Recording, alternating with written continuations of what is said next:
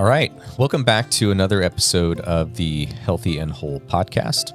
Today, I'm going to talk about depression and going to take a deep dive into 10 lessons that I've learned in my life with my own journey with depression, and really going to approach this from a standpoint of understanding and sort of distilling what I've learned about what it takes to conquer depression without medication, getting oneself to a place where they are able to be mentally and emotionally thriving without being reliant on medication.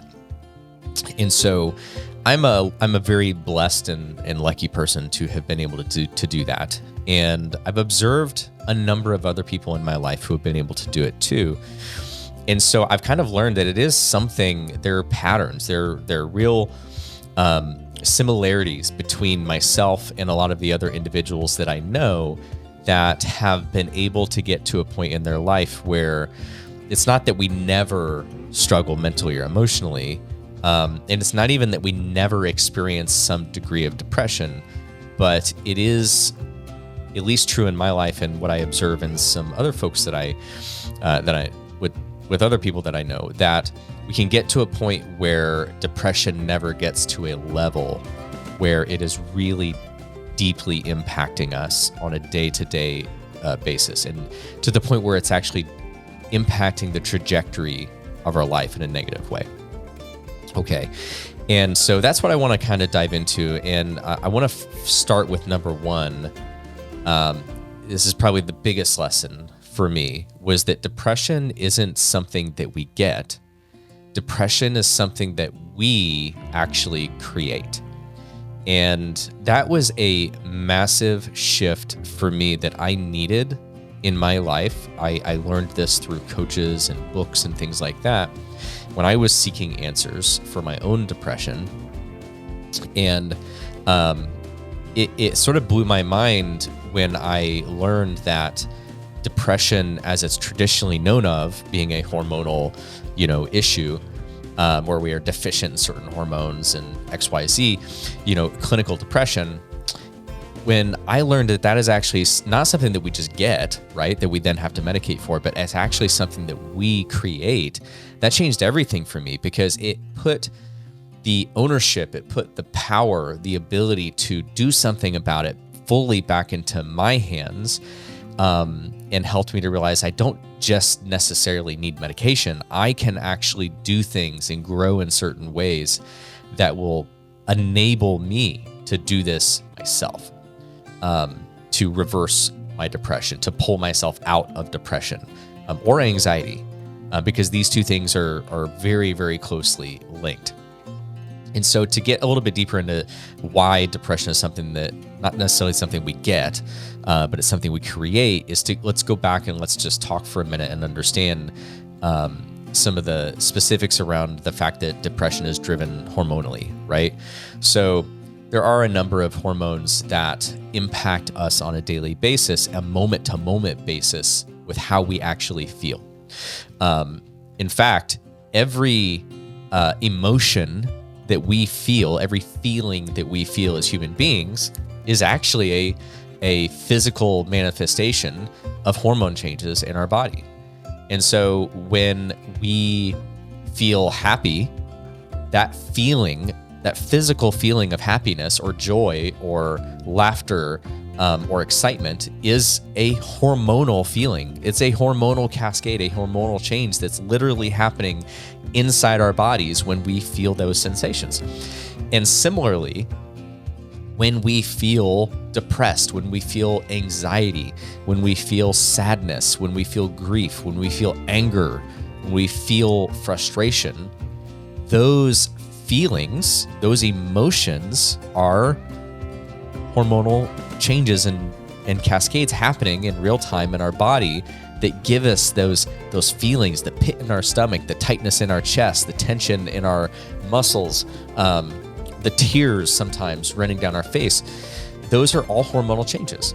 And what I used to believe, which is the more traditional belief around depression, is I used to believe that that those hormonal changes were completely out of my control, right? And I just needed medication to put things back where they needed to be, or at least to put them back close enough to where I could be functional.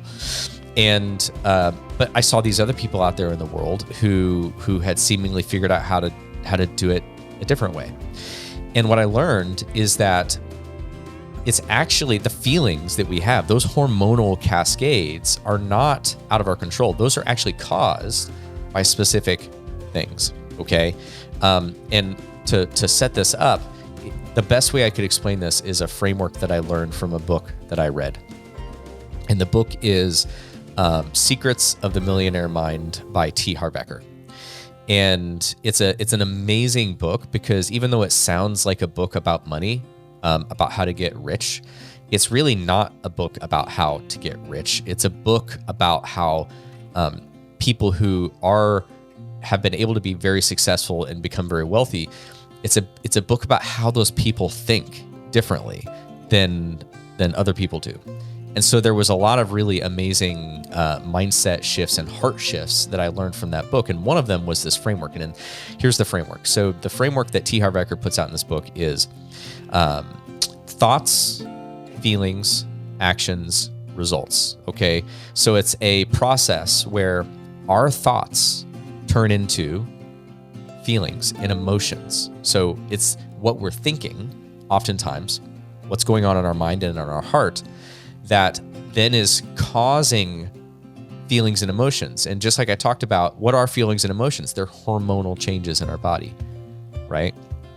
So our thoughts drive our hormonal changes that cause feelings in the body. Could be good, could be bad, could be neutral. And then those feelings and emotions then drive actions. They cause us to do things, to make decisions, to exhibit certain behaviors that could be very productive and good. They could be destructive, right? And then those actions and those decisions and those behaviors that we carry out on a day-to-day, moment-to-moment basis, those then cascade and give us our results in life, good, bad, or ugly, right? And so this framework really opened up everything for me because it allowed me to understand that when I feel hopelessness, when I feel sadness, when I feel fear, when I feel frustration, when I feel jealousy, when I feel any of those feelings or emotions, it put the ownership back on me to say, Matt, why are you feeling this? And using that framework, all I had to do was backtrack to what was going on inside my mind and inside my heart. And I'll be danged, every single time I was able to immediately backtrack and say, well, of course you're feeling sad because you're thinking about this or that. And more importantly, it wasn't just the fact that I was thinking about a hard situation or I was thinking about a big challenge or something that was not ideal. It was how I was thinking about it, right? And so to take it even a step further before I go to number 2, which will really break this down even further, in the book, T. Harv Eker talks about how your thoughts turn into feelings, feelings turn into actions and behaviors, behaviors turn into results. But he actually goes a step further and says, before our thoughts, we actually have our beliefs. And it's actually our deeper held beliefs, or our belief systems that actually drive the nature of the thoughts that we're having, right? So that caused me to really say, oh man, what do I believe about the world? What do I believe about myself? What are sort of the things that I have sort of accepted to be true about myself and about the world that maybe aren't true, or maybe are because I believe them, because I see things a certain way, are causing me to have a lot of negative emotions that aren't really productive, and then negative behaviors and so on and so forth. So this was the biggest lesson that turned everything around for me. And this one framework was really the heart of it. Understanding that when it comes to me feeling depression or anxiety versus feeling excitement or joy or determination, those feelings were being driven by a few things, predominantly my beliefs and how I was thinking. But now I want to move on to number 2, that I've kind of laid that first huge lesson for me. And I want to talk about more specifically 3 things that can really drive us into depression or drive us out of depression. And they really correlate with that framework in that first lesson. So there are 3 things. So this number 2 is a 3-fer. There are 3 things that I have identified, at least in my experience, that really help to drive me into a depression or out of a depression, or into anxiety or out of anxiety. Number 1 is kind of what I just talked about, which is how we think, but also how we speak, right? So our thoughts inside our own heart and our mind, our perspectives, how we're processing something that might be happening, good, bad, or indifferent in our life, a challenge or a joy. Are we thinking in terms of gratitude, or are we thinking in terms of worry? But also the words that we speak. The words that we speak out loud to other people about ourselves and about them or about the world, about situations, how we talk about it. But even more importantly, the words we speak internally that we don't actually say out loud. The things we say to ourselves about ourselves, the things that we say to ourselves about other people, about what's going on in the world. Those 2 things, how we think and how we speak, internally and externally, they just carry immense power and immense weight. Those 2 things alone, for most people, and especially for myself when I was first starting off and struggling with depression at my height, those 2 things alone were driving most of my depression and most of my anxiety, right? I'll give a very practical example, right? And hindsight helps with some of these things. But, I remember back in this would have been 2015. I was in a relationship, and that relationship ended abruptly out of nowhere, and it hit me really hard. In fact, I had pretty much an emotional breakdown at that point in time. I even had to take time off of work. I remember sitting in my boss's office in front of him crying and just not being able to pull myself together. I was an absolute mess. And so he sent me home. He said, you need to take some time and you need to get better. So I did. I took some time off and I went to the doctor. She did put me on some medication at the time. And she she also referred me out to a therapist and did a couple of therapy sessions. And so all that stuff helped me in the beginning, just to, kind of get together enough to where I could start to do some work on these other things, right? But, in the moment, the way I was thinking about that relationship ending, the way I was thinking about that entire situation and framing it up was through a lens of, what was wrong with me? Why wasn't I good enough? Why did she break up with me? Why did this? Why did that? What does that say about me? Will I ever find someone? All this stuff that I was saying internally and I was saying externally, and the way I was seeing it was causing me and putting me into this deep, dark pit where I was just constantly feeling anxiety and depression.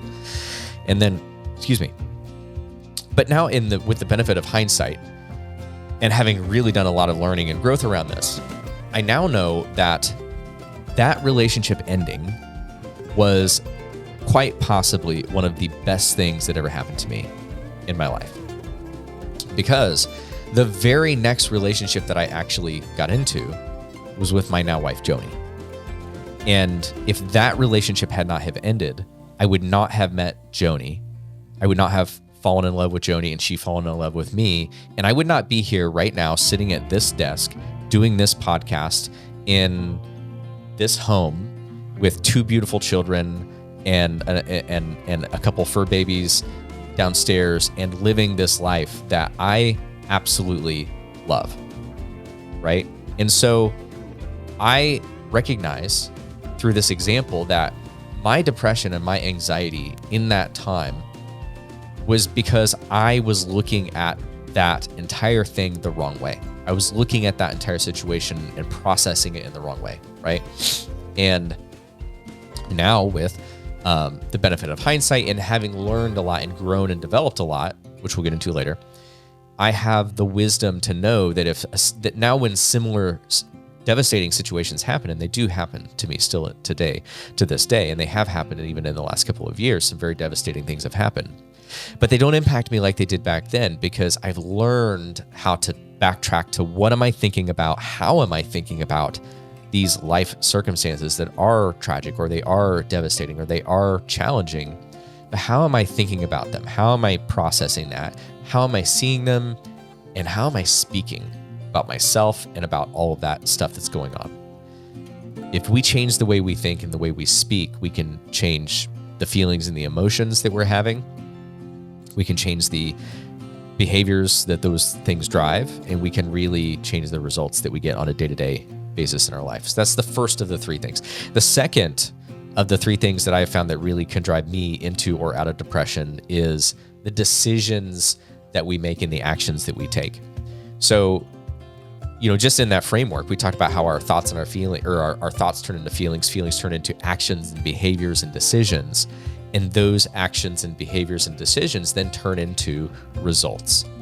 Well, it's not just when we talk in terms of results, it's not just, I'm struggling right now with something in my life, so I'm emotionally eating, and that's causing me to not lose weight when I want to lose weight, or I'm gaining weight when I don't want to gain weight. Yes, those are results, but there's a mental, emotional cost to the decisions we make and the actions that we take. Because we as people, what I learned through this entire journey myself is that we as people, as human beings, we have values. We have deeply held values, and those values basically inform who we want to be, the kind of people that we want to be, right? And for most of us, we want to be good people. We want to be strong people. We want to be reliable people. We want to be loving and nurturing and all of those things, disciplined. Like, we all have this vision of what we want to be and who we want to be and how we want to be known and all of that stuff. But when we make decisions, usually driven by extreme discomfort of overwhelming emotions, negative emotions, when we make decisions and we take actions that are not in alignment with that vision of who we want to be, not in alignment with our values, there's a massive cost mentally and emotionally to that, to making those decisions and taking actions that are out of alignment with that.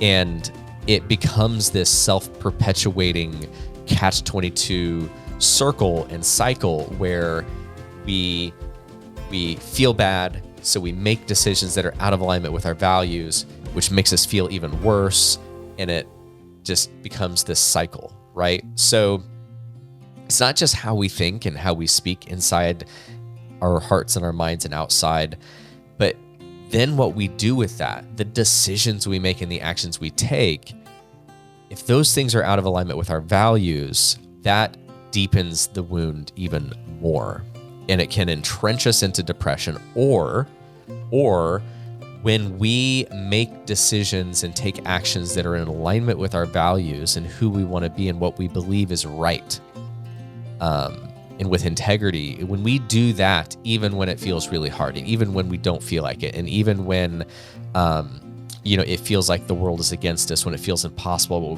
but we do it anyway, the power, the immense amount of self-confidence, belief in oneself that builds, living and acting and making decisions in alignment with our values does wonders for our mental health. And so that's why that's number 2 of the 3 things that I've found really can help me push into or out of depression. The last one is our willingness to be uncomfortable and to do hard things. Because let's just be honest, to change how we think and how we speak, to make hard decisions in hard moments and to take actions in hard moments that are in alignment with our values and our beliefs and who we want to be, that's hard, right? The easy thing to do would be to hit the easy button, right? To when you're upset, just eat, right? Even though eating is going to take you further away from being a disciplined person that you want to be, and it's going to take you further away from the results you want to be, being a healthy person, being a great role model for your kids or your family, and really showing that strength and that characterization for your family and role playing that for your kids. That's the easy thing would be to just emotionally eat, right? As an example. The easy thing to do would be to just say, I'm not going to go work out. I've had a rough day. I'm not going to go for a walk. I'm just going to sit here on the couch and doom scroll. But those things are out of alignment. Yes, they're easy, but they're out of alignment with your values. The uncomfortable thing in doing hard things, again, it just carries such a weight, right? It carries such a weight that it gives us a massive mental and emotional boost. And so those are the three things that I've found can really drive me into or out of a depression very quickly. How I think and how I speak, the decisions that I'm making and the actions I'm taking, doing what I feel like doing instead of doing what is right. And then my willingness to do hard things, my willingness to feel uncomfortable. Those three things, immense amount of power. And if you flip those things around and you really start being diligent about recognizing when you're thinking in your words or in the toilet and turning that around, changing how you're looking at a situation, doing the right thing even when it doesn't feel comfortable or easy, and challenging yourself with hard things. Those three things can really help. Moving on to number 3 on this list of 10 is just healthy daily habits and how essential those are to our mental and our emotional and our physical health, right? Because our physical health, our mental health, our emotional health, these three things are so intertwined. You cannot affect one without affecting the others, right? And so if you are trying to work on your mental and your emotional health, but you're not at all being diligent with your physical health, with the food you eat and exercise and movement and things like that, it's really difficult to see real progress there, right? Just the same way if you were trying to lose weight, clean up your eating, eat healthy food, get to the gym, exercise, hit your step goal, hydrate, do all those physical things that will help you lose the weight, feel amazing, have all the energy that you want. If you're trying to do all the physical things and you're ignoring your heart and your mind and not doing the deeper work of learning to change your thoughts and the way you think and the way you speak and change your beliefs and change how you grow and to grow mentally and emotionally, then you're still going to be that person who's banging your head against the wall, trying to do the physical things, but messing up all the time because you're still emotionally eating when you get stressed out. You're still struggling to be energetic because you have all these unresolved things mentally, emotionally that are going on, right? So all these things, mental health, mental health, emotional health, they're all intertwined together. So it makes sense that if we're really concerned about our mental and our emotional health, we have to also be concerned about our physical health and establishing healthy daily habits that prime us and help to put us into the best possible mental or emotional state that we can be in, right? So it's easy to look at this, and I can think back to my own life and just see a million examples of this where, during periods of time where I was really lazy, slept too much, spent too much time on the couch, playing video games too much, not exercising, not working out, eating junk food, all of those bad habits were synonymous with my most depressed times in life. But when I think about the times when I'm getting up consistently at 5 a.m. and going to bed consistently at 9 or 9:30 p.m., that's just my schedule right now, when I'm hydrating, when I'm challenging myself, I like to do hard things first thing in the morning. I actually take a cold shower after my hot shower every morning, and it's really hard. Right now, it is 5 degrees outside in Indiana, and a cold shower when it's 5 degrees out in Indiana for 2 minutes of complete cold is hard. But that's one of my healthy daily habits that I do every day because I feel amazing after I do it. Eating healthy food, hitting a step goal of 8,000 steps every day, working out at least 3 times a week, I like to do 15 minutes minimum a day of daily growth where I'm listening to an audiobook or listening to a helpful, healthy podcast, whether it's mindset related or other things. These are a number of healthy habits that when I'm doing these things really consistently, it's synonymous oftentimes with me feeling amazing mentally and emotionally, right? And so if you're someone who's really struggling with depression and you're really struggling with anxiety, starting with those healthy habits, getting up and getting moving, starting to strength train, cleaning up your diet, minimizing downtime where you're doom scrolling on social media, all that stuff can really start to help. Going to bed at a consistent time and getting up at a consistent time. All of these things can really start to turn this around, okay? So that's number 3, is really establishing healthy habits. When I don't have healthy habits in place or I'm being really inconsistent with them, my mental and my emotional health almost always follows suit. And when I flip that around and I'm being really focused on my physical healthy habits, then almost always my mental and my emotional health follows suit and it gets better. Number 4 is the lesson that I learned was that growth, daily growth, is really, it's like rocket fuel when it comes to pulling yourself out of depression and anxiety. And the reason that is the case is I just mentioned a minute ago that one of my daily habits that I seek to do is to engage in at least 15 minutes of learning and growth, whether it's an audiobook, maybe it's a podcast, a YouTube video of someone that I'm inspired by, getting into my Bible, prayer time, meditation, any of those things I would consider a daily growth habit, but really it's a consumption habit, right? I'm making sure I'm consuming something that is growing me, teaching me, learning me, all those things. And so the beautiful thing about daily growth, whether it's 15 minutes or, I actually tend to get a lot more than 15 minutes because pretty much anytime I'm doing something that is not where I need to be really focused, where I could multitask, like when I'm cooking, when I'm cleaning, when I'm getting ready in the morning and showering, all those things, I'm oftentimes listening to an audiobook, listening to a podcast.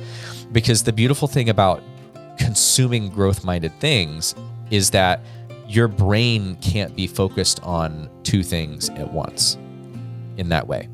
So you really can't be worrying about things when you're listening to something inspirational, when you're learning something. You really can't be engaged in self-deprecating internal self-talk when you're engaged in something that is very positive and learning and growth focused. You can't be mad at someone when you're doing that. It just crowds out all the space where all that negative thought usually happens, and it fills it with something that is positive, something that is inspiring, something that is learning and growing and teaching me. And so that was huge for me because the reality, and I'm the same way, this is the same for everybody. Idle minds are the devil's playground, right? When your mind is not occupied, what happens, right? For most of us, when we're not thinking about something positive intentionally, when we don't have intentionality around our thoughts and our what we're speaking internally, we tend to go to places that are not productive, worrying about certain things. And if we're lucky, we daydream and we think about the future and we think about it, but in a good way, right? We think about the things that we could change, and eventually you'll get to a point where even when you're not distracted with something growth reminded, you'll be able to do that. But a lot of people with untrained minds, we go the wrong place. We go down rabbit holes. Right? So daily growth, and making that a habit of daily growth, trying to find, where do I start worrying? Where do I start going down these rabbit holes? Where do I start to get really negative and down on myself? And is it at night when we're winding down and the kids have gone to bed and it's just quiet? And when am I, or is it when I'm driving? Is it, whatever those times might be, fill those times with something learning and growth focused, and I promise you, it will have an immediate impact on how you are feeling, because you won't be subjecting yourself to types of, as much from a volume perspective, the thoughts and things like that were driving you into emotions and feelings similar to depression or anxiety. Okay. So that was number 4. Daily growth is like rocket fuel and should be a daily habit. Number 5 is to just be very careful about what you consume and who you expose yourself to. They say that you are the sum of the 5 people in your life that you spend the most time around. And I think there's a lot of truth to that. So, and the same thing goes for what we consume, right? If we're watching TV, watching the news, if we're watching YouTube videos, if we're just scrolling on social media, Facebook or TikTok, and watching reels and stuff like that, all that time that you spend listening to someone else or watching someone else's content is very much, the brain registers that as though you're spending time with that person.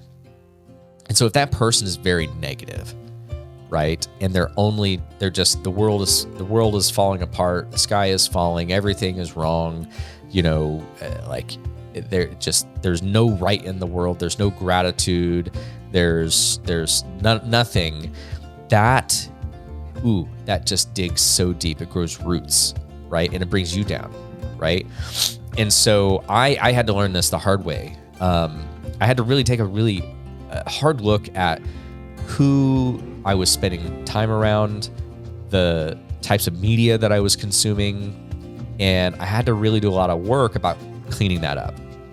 And when I did that, it really helped, because what I realized is that consuming the wrong types of media or spending time around people who were just not on the same path as me and focused on this as me, and what it was doing, it was really hijacking my thoughts, and it was forcing me oftentimes into thoughts and narratives that were not productive. And removing all of that, or really cleaning it up, or limiting it at least as much as I could, sort of gave me more control to then make sure I was being very intentional about being around people that really are positive, people who are rooted in gratitude, people who are growth-minded, people who are pursuing the same things that I'm pursuing, have the same values that I have, people who are not struggling with depression and anxiety as much as I might have been at that point in time. If you're struggling with depression and anxiety, and all the people that you spend time with are just also struggling with depression and anxiety, then you're all just struggling with depression and anxiety together, And so that can be difficult. And so I'm not saying sever all your connections and get rid of all your friends and all that stuff, but what I am saying is be aware of this. And I had to be aware of it. And it really helped me when I started to make some choices, and some hard choices at times, but to try to really clean that up, to put myself around people who were on the right track and who were really intentional in the same ways I was being intentional, and to clean up the media that I was consuming was super helpful. Number 6 is the idea that your past is a gold mine and your future is bright, okay? And what I mean by that is that a lot of folks, myself included, we all have a past. And unless you're a very, very gifted, special, blessed person, I can't think of a single person that I know that doesn't have a lot of rough memories and hasn't been through some hard times. I certainly have. I have had some brutally hard experiences in my life. Gut-wrenching. I've been through some of the darkest, nastiest times. And for a long time, my past was not a gold mine. For a long time, because of the way I thought and the way I spoke and my beliefs about certain things, my past was pain. And I spent way too much time in my past with regret, with anger, with frustration. My past was pain and my past was trauma. And when you're trying to be a person who is happy and healthy and joyful and thriving in the present moment, but every time you think about your past, all you see is pain and trauma. And when you think about the future, all you fear is more pain and more trauma happening again, then it's really hard to be a happy, healthy, thriving, joyful person in the moment. And so what I had to do is I had to learn how to rewind the tapes in my mind and to go back to all of those moments, all of those memories, all of those situations in my past that I registered and I believed were painful and traumatic and abusive or whatever they were. And I had to do two things. Number one, I had to realize that my past, though it did have difficult and very challenging and hard times, I also had a past full of beautiful moments that I was not very good at recognizing, right? Tony Robbins has famously said this, that, if you're going to acknowledge the hard things in your past, the horrible things in your past, you owe it to yourself to acknowledge the beautiful things in your past. If you're going to acknowledge your failures, you owe it to yourself to acknowledge your successes. If you are going to acknowledge the people who did you wrong and who hurt you, you owe it to yourself to acknowledge the people who loved you deeply, even if it wasn't in the way that you thought that it should have been. And so the first thing I had to do with my past is realize that, okay, yes, I had hard things that happened to me, but if I stop being so hyper-focused on those things alone and I really expand my focus, I can see that I was so blessed in so many other ways, and I have all these beautiful moments that I can pay attention to as well, right? But the other thing, and I think that what really helped move me forward, was understanding that I could go back to and look at all of those very hard times in my life, and I could reframe them. I could give them new meaning, right? I could deframe them. In other words, I could deconstruct the meaning that I had previously given them, which had me identifying those things as pain and trauma. And I could reframe those things as experiences that I went through that benefited me in many ways. I'll give another very practical example of this. Back in 2012 to 2013, I went through a very painful, very difficult divorce. I was married when I was living in Tennessee, and the relationship ended. I ended the relationship.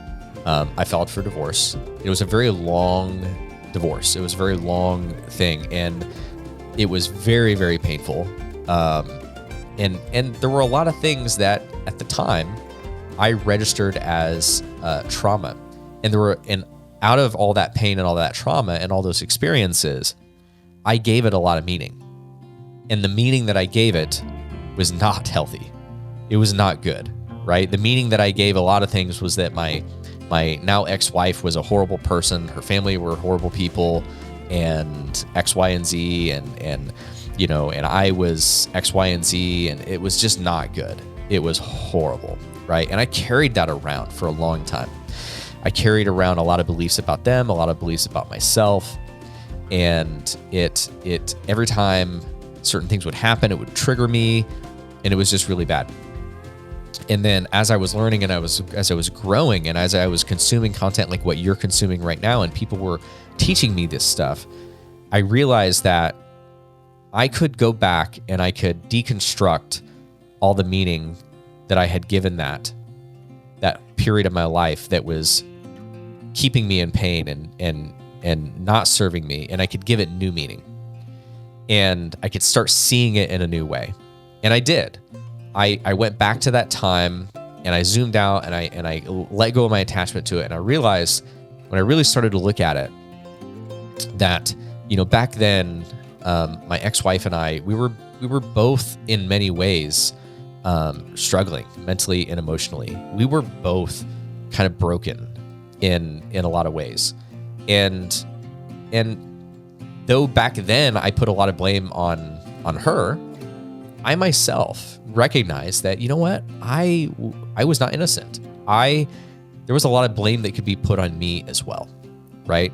And so I kind of took ownership of that, and I said, you know what, me holding on to this is not rooted in the values that I want to, of who I want to be.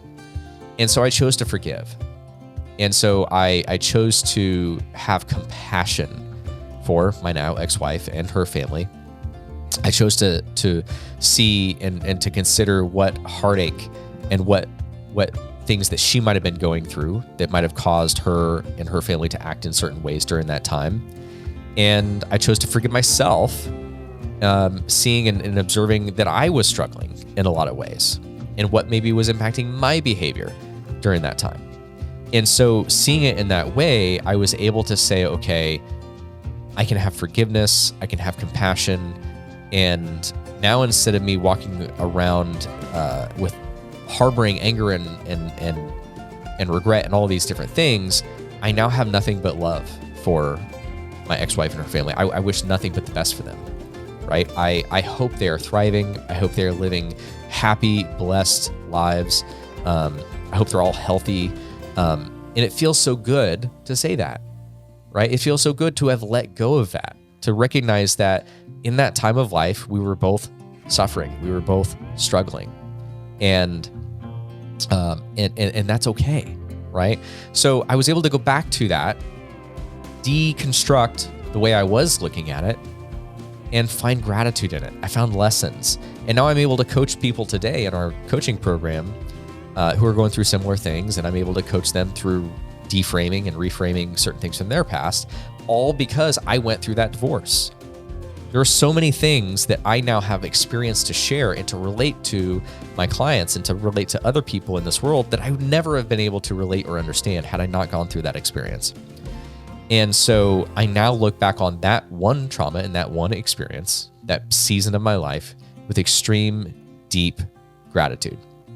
And I recognize that God took me through that season of my life, carried me through that season of my life, so that I can use the lessons that I learned from that to better myself and to now serve others. And so we all have the ability. That's why I say our past is a goldmine, right? Our past does not have to be pain. It can be purpose. It can be learning. It can be growth. It can be gratitude. And it's up to us to acknowledge all the beautiful things that have happened, but to also go back and to do that work around what we may identify right now in this moment as pain or trauma, to go back and to deframe and deconstruct that and to reconstruct it into something that is beautiful, okay? And if we do that, then we're not going to be walking around harboring all this deeply seated fear that we're going to be hurt or traumatized in the future. Because the reality is we will be hurt.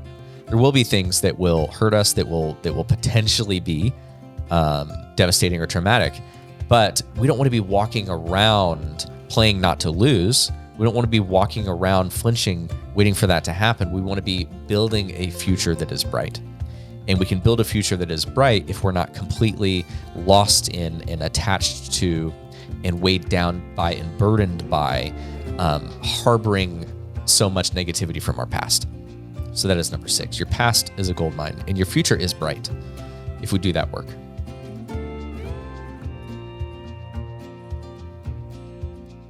Number 7 is that failure is essential to progress. I used to really struggle with the idea of how other people see me. When I was in high school and in grade school and all throughout my younger years, college, I was so concerned with how I looked and how people saw me, and I was so concerned about making a mistake and being seen making a mistake, and just being humiliated, things like that, getting made fun of. And all of that really was coming out of some unhealthy beliefs, right? Around a lot of that. But also it created this situation where I was terrified to fail. And because I was terrified to fail, I was also afraid to take risks. I was afraid to really put myself out there. I was afraid to try to do hard things. And I'd get really down on myself, right? And so that cycle was devastating for my mental and my emotional health. I got stuck. I knew what I wanted to do, but I was afraid to do it. And I was constantly distracted by trying to be what I thought other people needed or wanted me to be, or dressing a certain way or this, that, or the other, that I was just paralyzed. And so I eventually kind of learned that none of that matters. And I learned two big lessons. Number one is that failure is essential to progress. We can't do anything hard. We can't do anything really, truly, deeply meaningful, achieve anything really meaningful without a lot of failures and mistakes along the way. I love the analogy of a musician. Take a piano player who is extremely talented and plays beautiful songs on the piano. Think about your favorite musician, your favorite band, your favorite musician, and think about when they first started to play their instrument. They first started to try to sing. They first started to do this, that, or the other. They tried to write their first song. Imagine how many bad notes, wrong notes they played to become who they are today, to be as successful as they are today. Imagine how many crappy songs they wrote that you never heard. Hundreds of songs they wrote that you never heard because they didn't make the cut.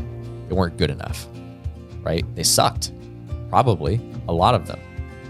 And that mindset changed a lot for me because I stopped being afraid of making mistakes. And I recognized that taking actions and then making mistakes and then learning from those mistakes and then changing my approach was actually a way for me to very quickly grow and very quickly move past obstacles and overcome obstacles instead of just being stuck. And so that was a huge game changer for me. And the other thing that I basically learned is that, and I call this the great filter, all that time that I spent worrying about whether someone thought I looked cool or I was dressed trendy or they thought I looked fat or they thought I looked too skinny or they thought I was nice or they thought I was mean or they thought I was this or they thought I was that. What I recognized is I just need to be myself.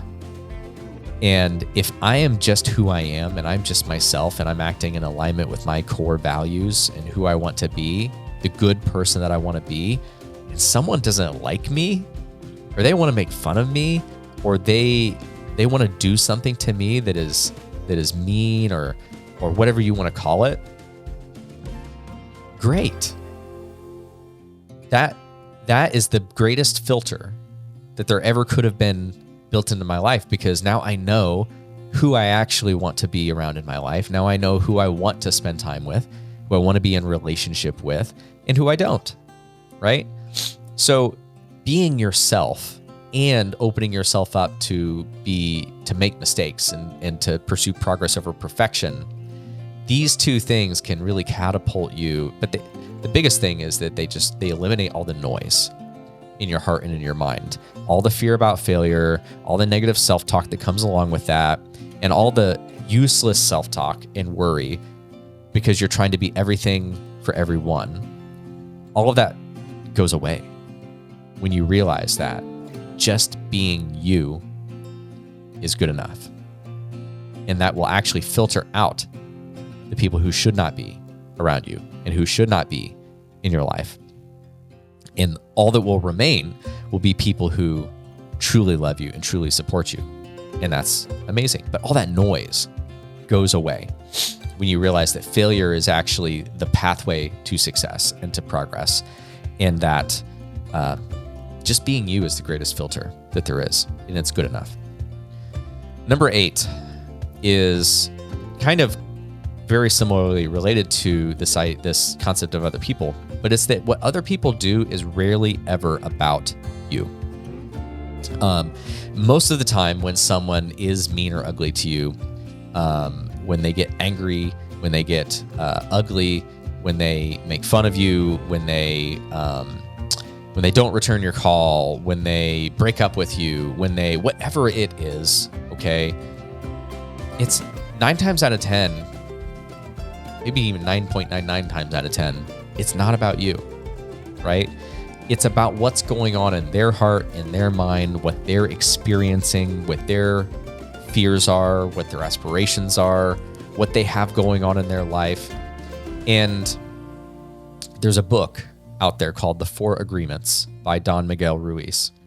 And this is where I learned this particular lesson. And this one really changed my life, because when I realized that, you know, the relationship ending that I spoke about earlier in 2015, that really took me down to a mental emotional break. The reason that happened was because I assumed and I believed that the reason she broke up with me was about me, that I wasn't good enough, that I wasn't this, that I wasn't that, right? When in reality, what I learned is that it wasn't about me at all, right? It was about her. It was about, not that I wasn't good enough, it was about her preferences. And her preferences were different from me, and that's okay. Would I want to be in a long-term relationship with someone who prefers something different? No, of course I wouldn't. How horrible would that be? To be in a lifelong relationship with someone who prefers to be with someone else, right? So it wasn't that I wasn't good enough. I wasn't her cup of tea. And that's okay. That's actually a beautiful, good thing, right?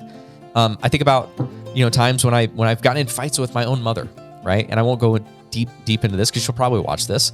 But, you know, there are times when I've snapped on her and when she has snapped back at me. And at different times, when I snapped or when she snapped, it actually didn't have anything to do with whatever we were even talking about in that moment, right? If I snap, it's because I'm worried about X, Y, or Z that has nothing to do with her. If she snaps or says something, then it oftentimes has nothing to do with what we're talking about in that moment. It's because she's dealing with other mental, emotional things. And that just blew my mind, and it opened it up for me. And I said, okay, I don't have to take every dang thing that every person in my world does personally. I don't have to take it that it says something about me, because it's just not about me. I'm not that big of a deal. And there's something freeing about realizing that, you know what? I'm not that big of a deal. It's not all about me. What a weight that can be lifted off our shoulders when we realize we are not actually the center of the universe. How freeing is that? So that was massive for me. It allowed me. So if you haven't read the 4 Agreements by Don Miguel Ruiz, and you really struggle with this, you really struggle with other people's perceptions of you, with why people do certain things, and I really recommend that you go out and get the 4 Agreements by Don Miguel Ruiz and read that book. Absolutely. Don't just read it once. Read it 4 times. Read it 4 times over the course of 4 months. And it can be life-changing for you. Okay. Number 9 is who you are is irrelevant, but who you are becoming is everything. And this, for me, just helped me let go of any negative attachment I would have to, you know, like right now I have some big goals in life. And I've always had goals. You know, I once upon a time had a goal to lose a bunch of weight and to get lean and jacked and to look and feel a certain way. And in the beginning, when I set those goals, I wasn't ready to do it. I didn't know what I needed to do. I didn't have the knowledge. I didn't have the skill. I wasn't really strong enough yet. I was a pushover in a lot of ways. I wasn't being very disciplined. And yeah, that was frustrating. That was frustrating in the very beginning. But I still accomplished the goal. And I accomplished the goal because I stopped being so hyper-focused on who I was, which was not enough to accomplish that goal, frankly. And I started focusing on who I needed and who I wanted to become in order to be able to accomplish that goal. What I needed to learn, what I needed to change, because if nothing changes, then nothing changes. And when I stopped thinking about all my deficiencies and all my shortcomings and all the things that I wasn't, and I started focusing on what I could learn and what I could change, again, all that noise, all that negative self-talk that was driving a lot of painful and hard negative emotions, it cleared up, it went away, right? So who you are today is really kind of irrelevant, because if you're setting any goal that means anything, that is going to demand anything of you, you're not yet the person that you need to be to accomplish that goal. You're not. I'm sorry to tell you, right now in this moment, you're not that person yet. But don't do what I used to do and what you might be doing right now. Don't be hyper-focused and obsessed with who you are today, because who you are today is somewhat irrelevant. Just think about who you want to be. Think about a version of you who has accomplished this goal. What's different about them? What do you need to and want to and desire to change about yourself to become that person? About your day-to-day life and the habits that you do and the things like that. Focus on that, and you're no longer focused on what's wrong. You're focused on what you're building. And all that negative noise goes away. So I want to round out with number 10, which is not super deep, but I feel like it needs to be said. And that is that medication can help, but it won't address the root cause. And so I wanted to come back to this at the end, because I want people to understand that I am not against using medication to help with depression and anxiety. I am not in any way, shape, or form against that. I used medication when I was going through my own journey in the beginning with depression and anxiety. I went to the doctor. My doctor prescribed, she prescribed, what was it called? Paxil for me. And she prescribed Xanax. Okay, so she put me on Paxil for my depression, and she put me on Xanax for my anxiety situationally. And that medication in the short term was helpful in quieting the noise in my heart and mind a little bit, so that I could focus on learning and growth to the point where that noise wasn't there anymore, and that I could be a really thriving person, skilled mentally, emotionally to be that. But the medication didn't do any of that. What got me to the point that I was able to come off of the medication and never go back onto it again was my journey of learning and growth. It was all of these things that I've talked about in this podcast episode. It was taking ownership over my thoughts and my words and my beliefs and my actions and my decisions, and how that was actually creating my own depression and anxiety. It was putting healthy habits in place. It was focusing on daily growth. It was curating who I spent my time around and what I consumed. It was doing the deeper work around the painful moments of my past to deframe those and to reframe them in very positive ways. It was fixing my relationship with failure and becoming at peace with being who I am and not trying to be what I think other people want me to be or need me to be. It was realizing that everything isn't about me, and what other people do and how they behave is actually rarely says anything about me. It says something about them. And it was stopping this noise and focus on who I was, which was not enough, and focusing on who I wanted to become. It was all of those things that got me to this place today, reading tons of books and listening to podcasts just like this and episodes and all sorts of things, engaging with coaches and mentors and of all different kinds that grew me to the point where the medication was no longer necessary. because I was not creating my own depression or anxiety anymore. And so I just wanted to end with that, in that medication I think can definitely help. And I'm not saying don't use it, especially in the beginning, but I want to really encourage everybody to understand that if you take one thing away from this, it's takeaway lesson number one, which is depression isn't something we get. It is something that we create. And if we really truly understand that and we start doing this work, then we can become a person who is skilled to know and understand that we can create something that is not depression. And that doesn't mean that you will never find yourself back in some level of depression. I actually just recently recognized that I had started to slide back into some spectrum of depression. And it took me a minute to recognize it. But once I recognized it, I kind of took an inventory and I said, okay, what's going on? Like, where am I going wrong? You know, is it the things I'm consuming? Have my daily habits drifted? What am I thinking about? What am I speaking about? All that stuff I needed to change, right? I needed to put back where it was.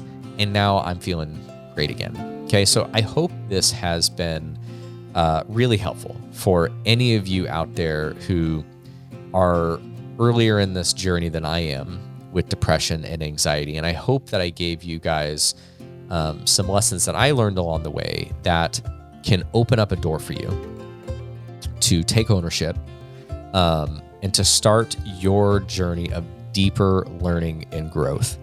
And I hope I equipped you guys with maybe many things today that you could focus on that will start to move the needle for you to get you to a place where you are happy, where you are thriving, and where you are, for the most part, living a happy, thriving, joyful life with maybe just blips or small, short seasons of struggle when life really challenges you, but having the skills and the ability mentally and emotionally to navigate those with grace and with power.